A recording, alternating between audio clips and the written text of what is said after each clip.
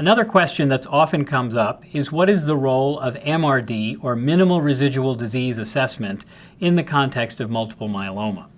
And I think what we've learned in the last few years is that even when you don't use MRD, you use something as simple as complete remission by free light chain or immunofixation studies, that association of a deeper response almost always correlates with better outcomes. We now have two different methods to assess MRD. One is called flow cytometry, and the other one uses what we call next generation sequencing.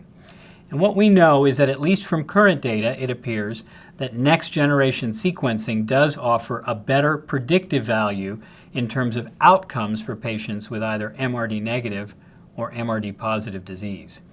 What we don't know is for patients who are MRD positive, meaning they do have residual disease as measured by whether it's sequencing or flow cytometry, whether treating them differently changes their outcome. And so I think at this point the use of MRD is really limited to clinical trials. We don't have any data that says for a standard risk or a high risk patient who is MRD positive that changing their therapy impacts their outcome. And until we have that data from large trials, it's going to be hard to act on MRD data unless you see florid relapse evolving in a very rapid manner. So at this point in 2016, I don't know that MRD assessment is ready for what we call prime time, but I think it's getting there, and I think in the context of clinical trials, it may offer significant information for us in the future.